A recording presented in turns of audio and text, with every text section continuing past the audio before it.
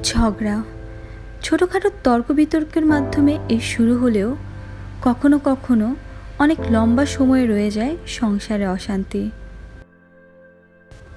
তাই সামান্য কিছু বিষয় মেনে তর্ক বিতর্কগুলোকে এড়িয়ে গেলেই কিন্তু চিত্রটা একদম পাল্টে যায়, ঠিক এমনভাবে।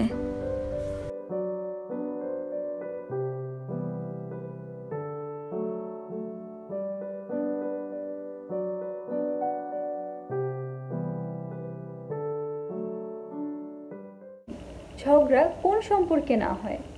ভালোবাসার মতো ঝগড়াও কিন্তু আমাদের জীবনের একটা অংশ। ছোট ছোট ঝগড়া সম্পর্ককে মধুর করে, দৃঢ় করে। আবার কখনো কখনো বড় বড় ঝগড়া কিন্তু সম্পর্ককে নষ্ট করে ফেলে, ভেঙে ফেলে। আসসালামু আলাইকুম ও সালমান ও জেবিন। আর আমরা দুজন এসেছি সংসার 101-এ আমাদের ঝগড়া নিয়ে থার্ড ব্লগ নিয়ে, 3 নম্বর ব্লগ নিয়ে।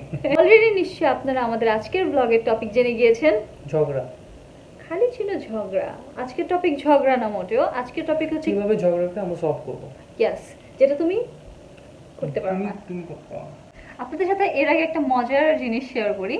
আমাদের এই আসবে না, আমাদের এই ব্লগটা করার কথা ছিল আরো 1 সপ্তাহ আগে, অলমোস্ট 1 থেকে 1.5 সপ্তাহ আগে। কিন্তু এই ব্লগটা করার সময় আমাদের একটা ঝগড়া হয়ে যায়। কার কারণে? এই ছেলেটাকে দেখতে শান্তশিষ্ট লাগলেও কিন্তু অনেক ঝগড়াটে, জানেন আপনারা? আপনারা একটু বলে যাবেন ও যেন একটু কম ঝগড়া করে। তো আমাদের প্ল্যান ছিল যে আমরা যে ব্লগটা করব তা করব ঝগড়ার টপিকটা নিয়ে, যে সম্পর্কে যে ঝগড়াগুলো হয় ছোট বড়, ওগুলাকে কিভাবে আমরা ওভারকাম করতে পারি যাতে ঝগড়াটা সম্পর্ককে নষ্ট না করে।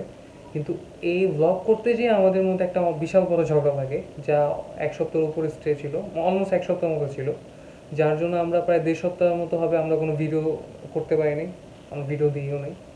তো ওর উপরে রাগ করে আমি কোনো ভিডিও করি নাই। আমিও সেম, ওর উপর রাগ করে কোনো ভিডিও করি। তুমি তো কখনো ভিডিও করতেই চাও না। তা ঠিক। তো আমাদের যেটা প্ল্যান করেছিলাম আমরা যে জিনিসটা নিয়ে ব্লগ করার, এখন দেখা গেছে যে আমাদের ঝগড়ার কারণে আমাদের মধ্যে আন্ডারস্ট্যান্ডিং বা যে অনেক কিছু ক্লিয়ার হয়েছে, যার ফলে ব্লগটা আরও সুন্দর মতো আই থিঙ্ক আজকে আরও ভালো মতো হবে। যেটা আমাদের প্ল্যান ছিল তার থেকে আরও ভালো মতো হবে, কারণ রিয়েল এক্সপিরিয়েন্স আজকে শেয়ার করতে পারবো আমরা। আমাদের সংসার লাইফে এখন পর্যন্ত কিন্তু ছোট বড় অনেক রকমেরই ঝগড়া হয়েছে, কিন্তু ওখান থেকে লার্নিংটা কি, কিভাবে এই ঝগড়াগুলো সলভ করা যায়, সম্পর্কটাকে যেন টক্সিক না হয় সেই চেষ্টাটা করা যায়। তো সেটার জন্য আজকের ব্লগটা। তো তোমার লার্নিংটা কি? ফার্স্ট অফ অল আমার লার্নিং হচ্ছে আমি যখন তোমার সাথে ঝগড়া করবো তুমি চুপ থাকবা। আচ্ছা ঠিক আছে। সেকেন্ড ইম্পর্টেন্ট, আমি যখন ঝগড়া করবো তুমি চুপ থাকবা। এটা তো বললাই। এটাই ফার্স্ট, এটাই সেকেন্ড। আর 3 নম্বর হচ্ছে তুমি চুপ তুমি চুপ থাকবা, আমি যাবো শুনবা। এই যে আছি এখন চুপ। আর তুমি কি করবা? মানে তোমার এখানে করার দায়িত্বটা কি সেটা বলো। কি দায়িত্ব তোমার? যেভাবে ঝগড়াটা সলভ করতে সেটা বলো। তুমি চুপ আছো, আমিও চুপ হয়ে যাবো। সে ঝগড়া, ঝগড়াটা কিভাবে সলভ করতে হয় সেটা বলো মানুষকে, একটু বলো। কিছু নাই, তুমি কিভাবে সলভ করলে একটু বলো। ইনবক্স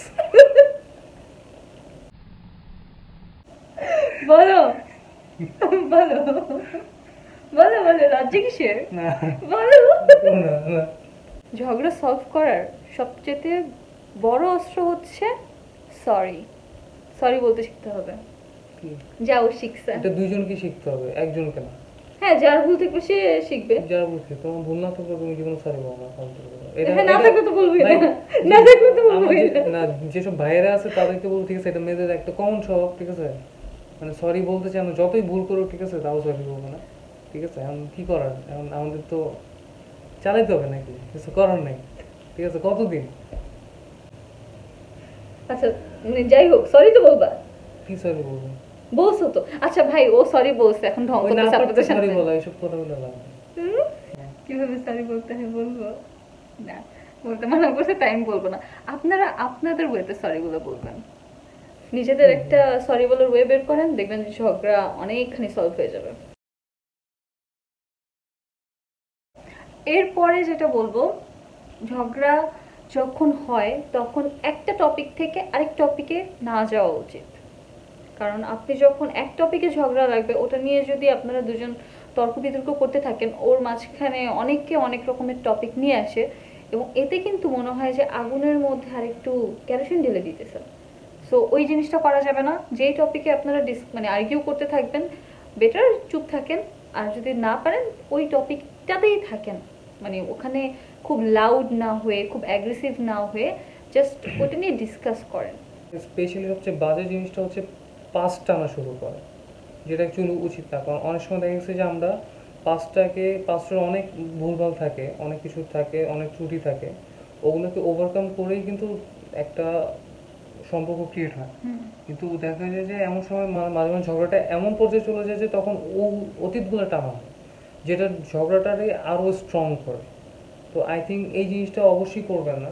যে টপিকে ঝগড়া ওইটাতেই থাকা উচিত, দরকার নেই আপনার অতীত টানা। অতীত কেন টানবেন? কারণ আপনি অতীতটা ভুলেই কিন্তু আপনি সামনে আগেছেন।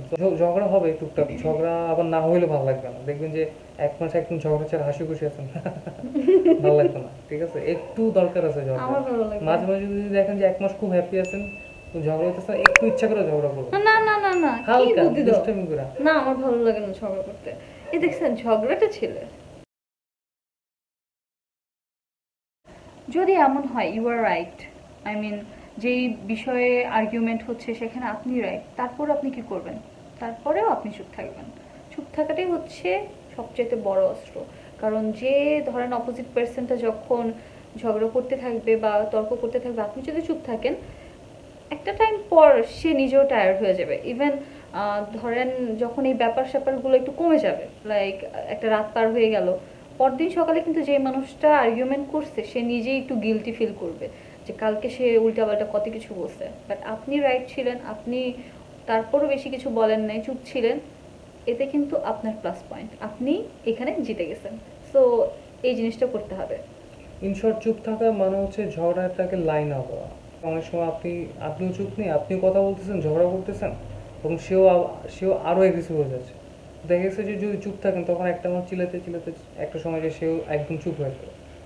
তখন দেখা যাবে যে হয়তো একদিন পর বা 2 দিন পর তখন আপনি ওই টপিকটা নিয়ে ঠান্ডা মাথায় আপনারা দুজন আলাপ করেন যে এটা অ্যাকচুয়ালি এভাবে হয়েছে বা এটা এভাবে করা উচিত হয়নি।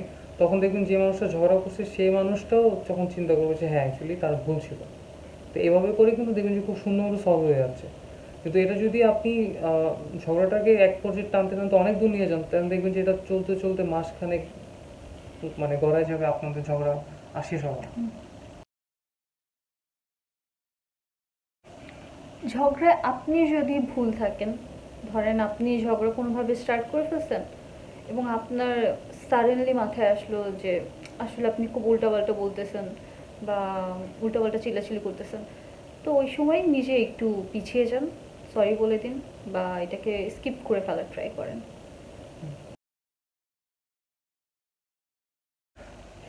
বেশিরভাগ মানুষের মধ্যে একটা কমন জিনিস লক্ষ্য পাওয়া যায় ঝগড়া করলে, সেটা হচ্ছে যে তারা ঝগড়া পর একজন একজন আরেকজনের সাথে কথা বলে না।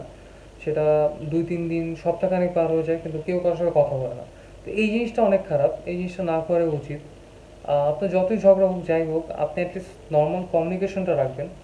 সেটা হচ্ছে আপনি নামাজ পড়তে যাচ্ছেন, আপনার পার্টনারকে ডাকবেন, খেতে যাচ্ছেন ডাকবেন, বা একটা কিছু করতেছেন তাকে ইনভলভ করার ট্রাই করেন। দেখবেন যে সেও একটা সময় 1-2 দিন হলেও সে একটা রেসপন্স করবে। কি বলো? একদিন দুদিনও লাগে না, একবার দুবার তার সাথে কথা বলার ট্রাই করলে ডেফিনেটলি সে রেসপন্স করবে। কথা অফ করা ঠিক হবে না, কমিউনিকেশনটা রেগুলার করতে হবে, যা সামান বললো। কিন্তু আরেকটা বিষয় হয় অনেক সময় যে ঝগড়াটা ছোটোখাটো বিষয়ে হয় না, মানে অনেক বড় বিষয়ে হয়। হয়তো বা অপোজিট যে পার্সনটা থাকে সে এমন কিছু বলেছে যা আরেকজনকে খুব বেশি এফেক্ট করেছে, অনেক হার্ট করেছে, বা খুব বাজে কিছু বলেছে। তো এই সকল ক্ষেত্রে কিন্তু মানে কমিউনিকেশনটা হবে, এটা একটু এক্সপেক্ট করাটাও মানে ঠিক না। ধরেন সে বাজে কথা বললো, এখন আপনি যদি তার সাথে কমিউনিকেশন করতে যান, সে কিন্তু কোনোদিন রিয়েলাইজ করবে না যে সে আপনার সাথে একটা বাজে কথা বলেছে। তো সেক্ষেত্রে আপনার কি করা উচিত? আপনার অভিমানটা বা আপনি হার্ট হয়েছেন এটা তাকে বোঝানো উচিত। সো সে যতক্ষণ পর্যন্ত এই জিনিসটা রিয়েলাইজ না করে, তাকে আপনার আচরণের মাধ্যমে একটু বোঝানো উচিত যে আপনি হার্ট হয়েছেন। একটা সময় সে এই জিনিসটা রিয়েলাইজ করবে, তখন গিয়ে আপনার তাকে বোঝানো উচিত যে হ্যাঁ আমি তোমার এই কথায় খুব হার্ট হয়েছি, তুমি এই জিনিসটা তোমার ঠিক করা উচিত। মানে আপনার কিন্তু এটা বলতে হবে। অনেক সময় থাকে যে আমরা মানে অনেক সহ্য করে যাই। বেশিরভাগ ক্ষেত্রে এই জিনিসটা মেয়েদের মধ্যে আমি দেখেছি যে তার হাজবেন্ডরা তাকে যদি কোনো কিছু বলে, অনেক সময় অনেক বড় বড় কথাও বলে ফেলে। এটা কিন্তু আপনারাও হয়তো বা শুনেছেন, মানে অনেক কিছু করে এসেছে বা অনেক কিছু বলছে, বাট আপনি সেই জিনিসটা মাফ করে দিয়ে যাচ্ছেন, আপনি তাকে কোনো কিছু বলছেন না, বা হ্যাঁ দিনের পর দিন এটা সহ্য করছেন, বা আপনি তাকে কিছু বুঝাচ্ছেন না, সে কিন্তু আপনাকে টেকেন ফর গ্রান্টেড নিয়ে নেবে। সে কিন্তু মানে আপনার যে খারাপ লাগার ব্যাপারটা এটা কিন্তু বুঝতেই পারবে না। আপনি যদি ধরেন আজকে সে আপনাকে হার্ট করলো, পরের দিন আপনি গিয়ে তাকে বলে ফেললেন, মানে এটা ছোটোখাটো বিষয়ের ক্ষেত্রে আমি বলছি না, এটা বড় বিষয়ের ক্ষেত্রে বলছি। পরের দিন আপনি গিয়ে যদি কথা বলতে থাকেন, বা সে আপনাকে ডাকছে, কমিউনিকেশন করার ট্রাই করছে, বাট আপনি রেসপন্স করে দিচ্ছেন, তার সাথে খুব নর্মাল বিহেভিয়ার করছেন, সে কিন্তু বুঝবে না। এটা কিন্তু কাইন্ড অফ হয়ে যাবে যে আপনি একটা জিনিস সহ্য করে যাচ্ছেন, সেটা কন্টিনিউস করতে থাকবে, এবং আপনার এটা সহ্য করে যাচ্ছেন, এই জিনিসটা সে মানে আপনাকে তখন মানে আপনার খারাপ লাগাটা পাত্তা দিচ্ছে না। এই জিনিসটাও করা উচিত না। আসলে যে জিনিসটা খারাপ সেই জিনিসটা তাকে বুঝাতে হবে আমাদের। এটা ছেলের ক্ষেত্রেও হতে পারে, মেয়ের ক্ষেত্রেও হতে পারে। সে যদি আমাদেরকে খুব বেশি পরিমাণে হার্ট করে, এটা আমাদের তাকে রিয়েলাইজ করাইতে হবে। এটা মানে সবসময় ছাড় দেওয়া যাবে না, সবসময় সহ্য করাও যাবে না। এটা এরকম না যে আপনার তাকে ঝগড়া করে বুঝাতে হবে, তাকে আপনার কথার মাধ্যমে হোক বা আপনার আচার আচরণের মাধ্যমে হোক, মানে যে কোনো ওয়েতে আপনার বোঝাতে হবে। যারা হাজবেন্ড তারাই একমাত্র জানবে যে কিভাবে কোন ওয়েতে কথা বললে বা কিভাবে কোন ওয়েতে কাজ করলে এটা সলভ হবে। এক একজনে কিন্তু এক একভাবে সলভ করে, যেমন আমাদের ঝগড়া আমরা একভাবে সলভ করি, আরেকজন কিন্তু আরেকভাবে করবে, এটাই নিয়ম। তো মেইন কথা হচ্ছে এটাই যে সব কিছু মেইন কথা থাকবে যে আপনি ঝগড়া ওয়েতেই যে এতদিন সলভ করতে এরকম না, মেইন টার্গেট থাকতে হবে যে আপনারা হ্যাপি থাকার জন্য কীভাবে ভালো হয়, কীভাবে জিনিসটাকে সলভ করা যায়, ওই জিনিসটা যাতে আপনাদের মধ্যে কাজ করে। এটা কাজ করলে দেখবেন যে আপনারা যত বড়ই ঝগড়া হোক না কেন, সেটা 2-3 দিন বলেন বা এক সপ্তাহ বেশি এটা মানে লাস্টিং করবে না। আর দেখা গেছে যে যখন আপনারা এইসব ব্যাপার নিয়ে মানে দুজন ডিসকাস করবেন, ঠান্ডা মাথায় কথা বলবেন, তখন দেখবেন যে আস্তে আস্তে আপনাদের আপনাদের মধ্যেকার যে সম্পর্কটা ওইটা এতটা স্ট্রং হবে যে ইন ফিউচারে এটা উল্টাপাল্টা কোনো কিছু হোক বা থার্ড পার্সন হোক বা কেউ এটাকে ভাঙতে পারবে না। সময় আরেকটা মোস্ট ইম্পর্টেন্ট জিনিস এটা অনেক সময় দেখা যায়, সেটা হচ্ছে যে সম্পর্কে হচ্ছে থার্ড পার্সন কাউকে প্রায়োরিটি অনেক বেশি দেওয়া, সেটা মেয়ের ক্ষেত্রে হোক বা ছেলের ক্ষেত্রে হোক। অনেক সময় দেখা যায় যে থার্ড পার্সনদের কথা প্রায়োরিটি দেয়। তো এইটা ওই দেখা গেছে তারপর থার্ড পার্সনের কথা শুনে হয়তো তার বউকে কিছু বলতেছে বা তার হাজব্যান্ডকে কিছু বলতেছে। তো এটা অবশ্যই করা যাবে না। আপনার হাজব্যান্ড কেমন বা আপনার ওয়াইফ কেমন এটা আপনারই জানার কথা। তো এই জন্য অন্য কারো কথা শুনে আপনি ওই কথার কোনো রিয়েকশন দিবেন না। ওইটা যেমন দেখা গেলো যে হয়তো কোনো একটা কথা শুনলেন, কথাটা কি এটা এটা আগে জানার চেষ্টা করেন। অনেক সময় দেখা যায় যে একটা কথা শুনেই দেখা গেছে একটা রিয়েকশন করতেছে, যার ফলে একটা ঝগড়ার সৃষ্টি হচ্ছে, একটা মিসআন্ডারস্ট্যান্ডিং ক্রিয়েট হচ্ছে। এই জিনিসটা করা যাবে না। সবসময় নিজেদের মধ্যে সম্পর্কটা এমন পর্যায়ে নিয়ে যান যাতে আপনারা নিজেরা একজন আরেকজনকে এতটা ভালোভাবে চিনতে পারেন যে তার দৌড় কতটুকু পর্যন্ত, এই জিনিসটা যাতে আপনি নিজেই বুঝতে পারেন। এরকম অনেক ছোটোখাটো বিষয় আছে যেগুলা আমাদের সম্পর্কটাতে মানে যে আমাদের সম্পর্ক এটা অনেক শক্ত করে। এটা আমাদের সবারই আই থিঙ্ক বোঝা উচিত। অনেক সময় আবার এমন হয় যে খুব বড় ইস্যুস, সেটা হচ্ছে দুইজনের একজনও বুঝতে চাচ্ছে না, তখন থার্ড পার্সনটা আনাটা অনেকটা জরুরি। কিন্তু তাই বলে এমন কোনো থার্ড পার্সনকে আনা যাবে না যে কিনা আপনাদের এই বিষয়টার সুযোগ নেবে।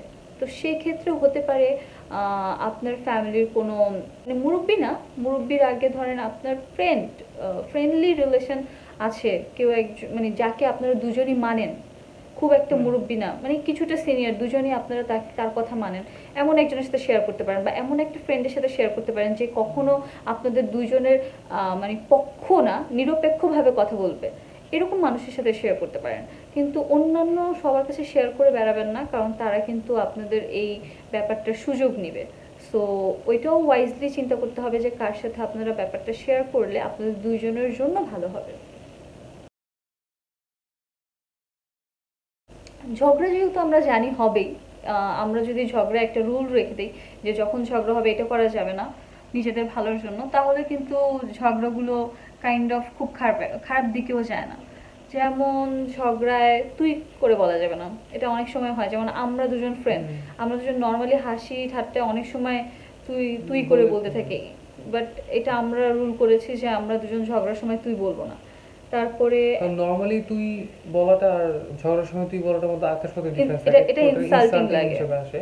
ডিসরেসপেক্ট শো করে, স্ল্যাং ইউজ করে, এটাও উচিত হবে না, একদম অ্যাভয়েড করা, জিরো টলারেন্স, একদম জিরো টলারেন্স হতে হবে, যে স্ল্যাং একদম ইউজ করা যাবে না। কারণ অনেক সময় দেখা যায় অনেকে মনে করে যে স্ল্যাং মানে ইউজ করতেছি মনের ভাব প্রকাশ করতেছি, কিন্তু এটা বুঝতে হবে যে আপনি আপনার পার্টনারকে বলতেছেন, রাইট? ঠিক আছে? এটা কিন্তু খুবই ডিসরেসপেক্টফুল থাকে, এটা অনেক বাজে একটা জিনিস, খুবই বাজে একটা জিনিস। স্ল্যাংটা আসলে নট অনলি পার্টনার, কাউকেই বলা উচিত না, ঝগড়ার ক্ষেত্রে তো আরও না। মানে স্ল্যাংটা আমরা যে ফান করেও দেই, এটাও কিন্তু আমাদের জন্য আসলে উচিত না। সো এটা আপনারা সকল ক্ষেত্রে অ্যাভয়েড করেন। ঝগড়ায় জেতার জন্য ফ্যামিলিকে টানা যাবে না। লাইক অনেক সময় ফ্যামিলি নিয়ে কথাবার্তা বলে, মানে জাস্ট এমনি অযথা, এই জিনিসগুলোও করা যাবে না। মানে ঝগড়ায় তাহলে আপনারা নিজেরা নিজেদের মতো রুল ক্রিয়েট করেন, যেটা আসলে আপনার সহ্য হয় না সেটাই আপনার পার্টনারকে বলেন যে ঝগড়া হলে এটা করা যাবে না। আপনার পার্টনারও হয়তো বা আপনাকে একটা রুল বেঁধে দিতে পারে যে ঝগড়া হলে এটা করা যাবে না। নিজেদের মতো রুল ক্রিয়েট করেন এবং ঝগড়া হলে একটা হেলদি ঝগড়া করেন, যাতে ওইটা একটা আপনাদের রিলেশনশিপটাকে আরেকটু স্ট্রং করে। ঝগড়াটা আসলে কে করে? ঝগড়াটা কিন্তু আসলে শয়তান করে। তো কিছুদিন আগে আমরা এই ব্যাপারটা জানি, মানে একটা ভিডিও দেখছিলাম মুফতি মালিকের, হ্যাঁ, তো ওই ভিডিওর মাধ্যমে আমরা এটা জানি। তো ভিডিওটা তুমি বলো কেন? ভিডিওটা মানে তখন হয়েছিল কি যে আমাদের দুজনের ঝগড়া ছিল ছোটখাটো। তো এই ভিডিওটা আমি দেখছিলাম, একটা মানে স্পিকারে চলছিল তখন, তো ও শুনতে পাচ্ছিল, আমিও দেখতেছিলাম। তো ওইখানে যেটা দেখলাম যে উনি একটা স্টোরি ডেসক্রাইব করছিল। সেই স্টোরিটা এমন ছিল যে একটা শয়তান তার সভা বসাইছে, বড় শয়তান, আর ওখানে ছিল হচ্ছে অনেক ছোট খাটো শয়তান, মানে যাকে চালাপালা বলা যায়। তো ওইখানে একজনকে জিজ্ঞেস করে, বল আজকে তুই কি খারাপ কাজ করে আসলি? তো সেই ছোট শয়তান বলল যে আজকে আমি একটা বান্দাকে দিয়ে, আল্লাহর বান্দাকে দিয়ে চুরি করাইছি। তারপর বললো আচ্ছা ঠিক আছে বস। তারপরে আরেকজনকে জিজ্ঞেস করলো, আরেকজন বললো আজকে আমি হচ্ছি ছিনতাই করে আসছি। তো ওকেও বললো বস। আরেকজনকে বললো, আরেকজন বললো যে আমি ওকে খুন করে আসছি, ওকেও বললো বস। কিন্তু একজন পেছন থেকে বলল যে আজকে আমি হচ্ছে হাজব্যান্ড আর ওয়াইফের মধ্যে ঝগড়া করাইছি। তো তখন ওই বড় শয়তান বলল, বাহ তুই তো অনেক ভালো কাজ করছিস, তুই সামনে চলে আয়। তো এই স্টোরিটা দিয়ে কি বুঝাইলো সে? সে এভাবে বলল যে শয়তানরা খুব খুশি হয় যখন হাজব্যান্ড ওয়াইফের মধ্যে তারা ঝগড়া করাইতে পারে, মানে এটা অনেক বড় একটা মানে অপরাধ করায়। আর এটার কারণটা কি? যখন হাজব্যান্ড আর ওয়াইফের মধ্যে ঝগড়া হয়, সেটার এফেক্টেড কিন্তু হয় হচ্ছে অনেকে। যেমন বাচ্চা কাচ্চা থাকলে তারা এফেক্টেড হয়, তাতে পরবর্তী জেনারেশনটা মানে অনেক হ্যাম্পার হয়, তাদের ফ্যামিলির মধ্যে অনেক কিছু হয়, মানে ওভারঅল কিন্তু অনেক কিছুকে এফেক্ট করে। দ্যাটস ওয়াই বলা হয় যে শয়তান হাজব্যান্ড ওয়াইফের মধ্যে ঝগড়া করায় অনেক খুশি হয়ে যায়। আর এইটা আমাদের মাথায় রেখে মানে শয়তানকে সাকসেসফুল হতে দেওয়া যাবে না। তো এই জন্য ঝগড়া কমাই দিতে হবে, বা ঝগড়া হলেও সেটা যেন একটা মিষ্টি মধুর ঝগড়া হয়, ওটার মাধ্যমে যেন দুজন দুজনকে আরেকটু ভালো মতো জানে বা বুঝে। তারপরে সবচেয়ে ইম্পর্টেন্ট যে ব্যাপারটা, সেটা হচ্ছে আল্লাহর কাছে রেগুলার প্রে করতে হবে যেন হাজব্যান্ড ওয়াইফের সম্পর্কটা বা অন্যান্য আত্মীয় স্বজনের সাথে সম্পর্কটা খুব ভালো থাকে, সম্পর্কে যেন বরকত থাকে, রহমত থাকে। এগুলো কিন্তু রেগুলার আমরা যদি প্রে করি, আল্লাহর রহমত বরকত ইনশাল্লাহ থাকবে। আমাদের বদনজর থেকে বাঁচার জন্য আল্লাহর কাছে প্রে করতে হবে। আসলে প্রে করার উপরে আর কোনো সলিউশন নেই, এটাই কিন্তু আপনার জন্য সব কিছু। আল্লাহ আপনাকে নিজেই পথ দেখাই দিবে।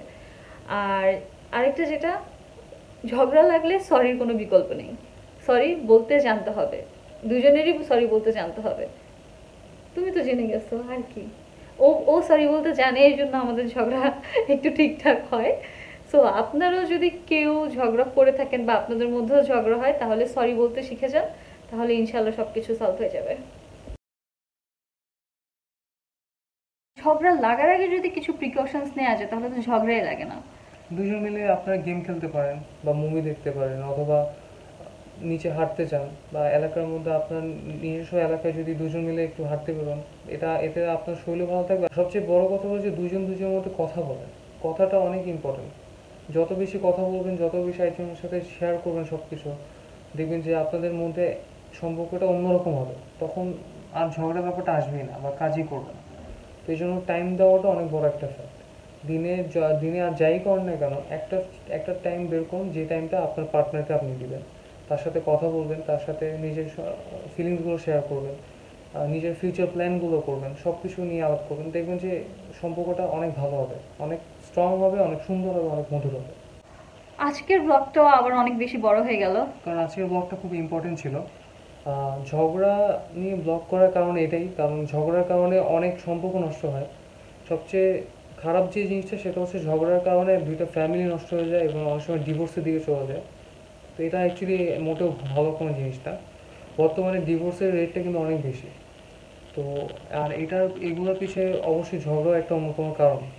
অনেক সময় দেখা গেছে যে আন্ডারস্ট্যান্ডিং মিলে না, ঝগড়াঝাটি হয়, তখন একজনের সাথে থাকতে চায় না। তো আপনার মধ্যে আন্ডারস্ট্যান্ডিংটা কিন্তু ক্রিয়েট করতে হয়। এমন না যে আন্ডারস্ট্যান্ডিং মানে খুব সিম্পল একটা জিনিস, মানে এটা একদম ইজিলি হয়ে যাবে। আন্ডারস্ট্যান্ডিং কিন্তু ক্রিয়েট করতেও কিন্তু একটা ভালো এফোর্ট দেওয়া লাগবে। তোমার একটা কথা থেকে আমি একটা কথা বলতে চাই। এই যে ও যেটা বললো যে আজকাল কিন্তু ডিভোর্সের রেটটা অনেক বেড়ে গেছে, এটার পেছনে কারণ তো অবভিয়াসলি ঝগড়া থেকেই হয়। একটা জিনিস যেটা হয় যে ঝগড়ার সময় ম্যাক্সিমাম সময় বলা হয় আমি তোমার সাথে আর থাকবো না, আমি তোমার সাথে আর সংসার করবো না, আমি তুমি চলে যাও বাসা থেকে, বা আমি তোমাকে সহ্য করতে পারছি না, তোমাকে বিয়ে করে ভুল করেছি। এই টাইপের কথাগুলো একটু অ্যাভয়েড করেন প্লিজ, আপনাদের কাছে রিকোয়েস্ট। কারণ এই টাইপের কথাগুলোই কিন্তু মানে আজকাল মানুষরা ইগোতে নিয়ে নেয়, এবং এ থেকে কিন্তু ছোট্ট একটা বিষয় থেকেই কিন্তু ডিভোর্সগুলো হয়ে যাচ্ছে। সো আল্লাহ না করুক এই দিন আমাদের কারো যেন দেখতে না হয়। এই টাইপের জিনিসগুলোকে আপনারা দুজনই অ্যাভয়েড করেন। ডিভোর্সের কথা, সংসার করব না, এই টাইপের কথা একদমই মুখে আনবেন না প্লিজ, আপনাদের কাছে আমার রিকোয়েস্ট। আপনাদের কাছে আমাদের রিকোয়েস্ট যে এটাই থাকবে যে আপনারা ঝগড়ার জিনিসটাকে, আপনার হাজব্যান্ড ওয়াইফ যারা আছেন, ঝগড়া জিনিসটাকে ট্রাই করেন যতটা মিনিমাইজ করা যায়। যদি একটা সুখী দাম্পত্য জীবন চান তাহলে এটা আপনাদের উচিত এটা করা। আর শেষে আমরা এটাই বলবো যে আপনারা বেশি বেশি করে দোয়া করেন, নামাজ কালাম পড়েন, আপনাদের নিজেদের হেদায়েতের জন্য, আপনাদের পরিবারের উপর বা আপনার সংসারের উপর যাতে আল্লাহর রহমত থাকে, এটা নিয়ে আপনারা দোয়া করেন। দেখবেন যে অটোমেটিক আপনার বরকত, রহমত সবই থাকবে, আপনার খুব সুন্দর একটা জীবনযাপন করতে পারবে ইনশাল্লাহ। ইনশাআল্লাহ। আর আজকের ব্লগটা থেকে যদি কোনো একটা মানুষের একটু হলেও মানে কাজে লাগে বা লাইফে একটু এফেক্ট পড়ে, ভালো কোনো এফেক্ট পড়ে, আমরা অনেক বেশি খুশি হব। আসলে এই ব্লগটা করার মেইন রিজনই কিন্তু হচ্ছে আপনাদের জন্য, আমাদের ছোটোখাটো সংসার জীবনের ছোটোখাটো এক্সপিরিয়েন্স শেয়ার করা। আপনারা যেন এ থেকে মানে কিছু হলেও শিখতে পারেন। আমরাও যদিও মানে ওরকম কেউ না, আমরা খুবই ছোট মানুষ, তারপরেও মনে হয় যে লাইফে ছোটোখাটো সবাই কিছু না কিছু ভালো খারাপ এক্সপিরিয়েন্স করে আসে, এবং সেই এক্সপিরিয়েন্সগুলো যদি সবার সাথে শেয়ার করা যায় ওখান থেকেও কিন্তু কিছু না কিছু লার্নিং থাকে। সো সেটাই আমরা চাই যে আপনারা এখান থেকে কিছু হলেও লার্নিং নেন এবং আপনাদের সম্পর্কটাকে একটু সুন্দর করেন। তো সেটা যদি হয় আমাদের সার্থকতা এখানেই। আপনাদের যদি আমাদের ব্লগটি ভালো লাগে অবশ্যই শেয়ার করবেন, লাইক করবেন, কমেন্টস করবেন এবং আমাদেরকে অনুপ্রেরণা দিবেন যেন আমরা নেক্সটে কি টাইপের ব্লগ করব সেটা আমরা জানতে পারি। আর হ্যাঁ, ওটা বলো নাই তো, আর আমাদের ইউটিউব চ্যানেলটা সাবস্ক্রাইব করবেন অবশ্যই অবশ্যই প্লিজ আমাদের ইউটিউব চ্যানেলটা সাবস্ক্রাইব করবেন আর ভিডিওটা একটু শেয়ারও করে দিবেন, তাহলে আমরা অনেক খুশি হব। আজকে এই পর্যন্তই। আসসালামু আলাইকুম। আসসালামু আলাইকুম।